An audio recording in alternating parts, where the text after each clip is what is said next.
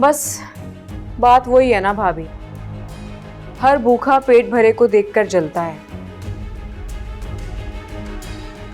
जैसे आपकी औलाद है और उनकी औलाद नहीं। तो इस बात का क्या मतलब है कि वो दूसरों से बदला ले? जिसकी चाहे जब मर्जी चाहे बेइज्जती कर दे। क्या कर सकते हैं भाभी, बर्दाश्त ही करेंगे। बिल्कुल भी नहीं। ऐसे जहनी मरीजों को ठीक करना आता है मुझे। ये लोग बातों से नहीं, सजा से ठीक होते हैं।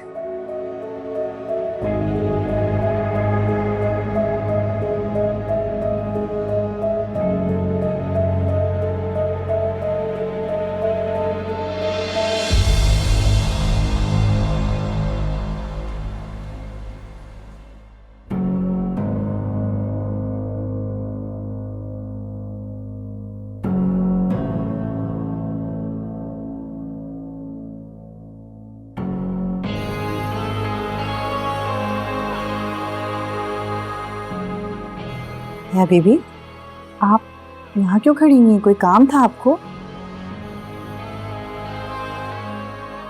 तुम तो यहाँ काफी अरसे से काम कर रही हो ना? जी। तो फिर काम करती हो तो गलती भी होती होगी तुमसे। जी है बीबी, जब काम करेंगे तो गलतियां तो होंगी। तो फिर इसका मतलब तो ये हुआ कि ना तो बंदा कोई जिम्मेदारी ले और ना कोई गलती हो। नहीं है बीबी, जिम्मेदारी का भी अपना ही स्वाद है, बड़ी इज्जत मिलती है। ये तो तुमने बहुत ही जबरदस्त बात की कि बंदा काम करे तो ऐसा करे कि सब लोग उसकी इज्जत करें, और कभी ऐसी जगह तो बैठे ही ना जहां से उसे पता हो कि वो उठा दिया जाएगा। हाँ, ये बात भी आप ठीक कह रही हैं। ऐसे कोई उठा दे तो बड़ी बेइज्जती होती है ना।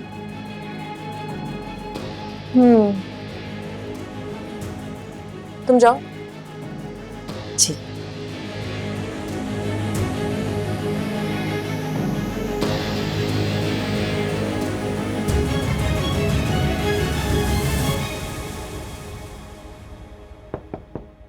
भाभी।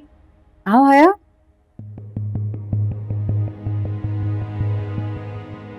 क्या हो गया है भाभी? इजी हो जाए, कुछ नहीं होगा।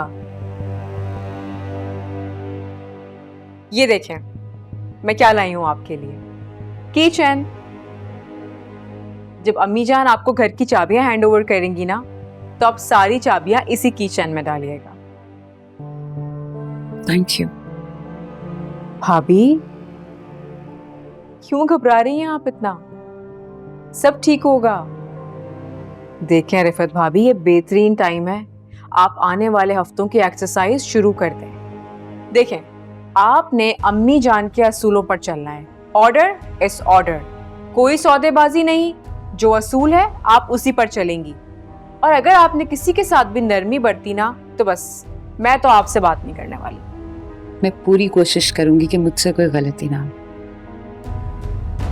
जो काम आप करेंगी, गलतियां तो उसमें बेशुमार होंगी। मुझे पता है भाभी, आपसे बेहतर ये जिम्मेदारी कोई और संभाल ही नहीं सकता। Thank you.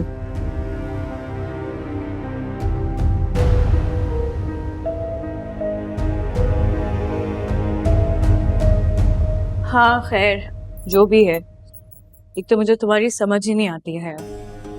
क्यों? ऐसा क्या कर दिया मैंने भाभी?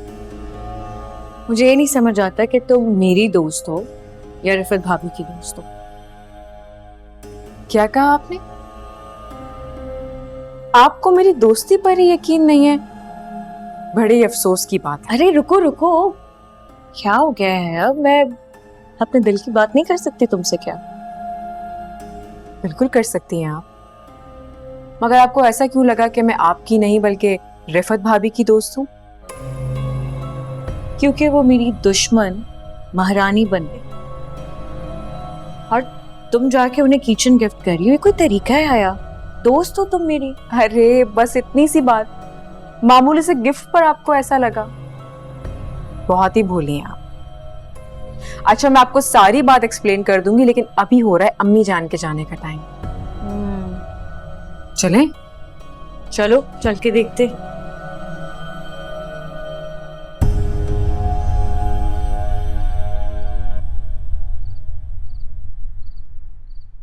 तुम सब लोगों की दुआएं लिखकर मैंने अपने पास रख ली हैं ताकि मुझे याद रहे।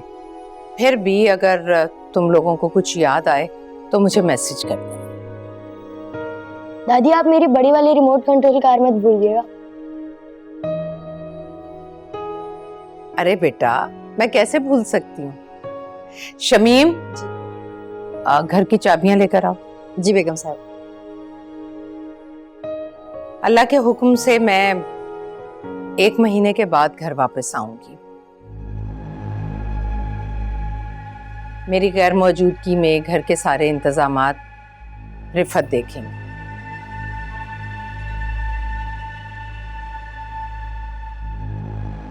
जिसको जो भी मसला होगा वो रिफत से राब्ता करे।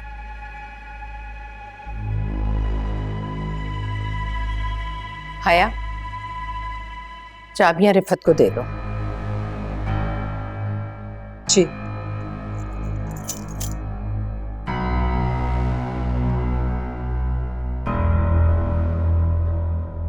ले लो रिफत, अब इस घर के सारे इंतजामात तुम्हारे हवाले हैं।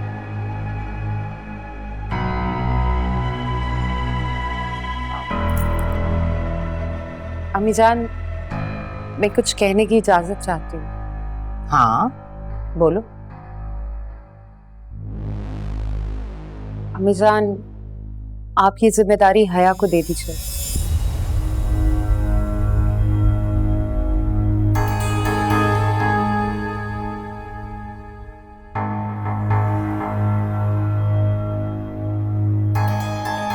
नहीं नहीं अम्मी जान, ये जिम्मेदारी मैं कैसे ले सकती हूँ? और सिर्फ 30 दिन की ही तो बात है। रिफत भाभी अच्छे से संभाल लेंगी। मेरा नहीं ख्याल कि इतनी बड़ी रिस्पॉन्सिबिलिटी मैं संभाल सकूंगी।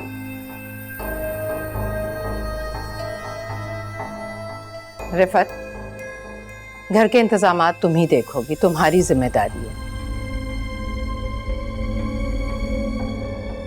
और मुझे बहुत अच्छा लगा छोटों से तुम्हारी मोहब्बत और तुम्हारा एहसास देखकर, लेकिन मैं किसी की फरमाइश के लिए अपने उसूल नहीं तोड़ सकती। जी अम्मी जान, जैसा आप कहेंगी वैसा ही होगा। रोहान, गाड़ी तैयार है? जी अम्मी जान, गाड़ियाँ तैयार, आप आ जाएं। चलो।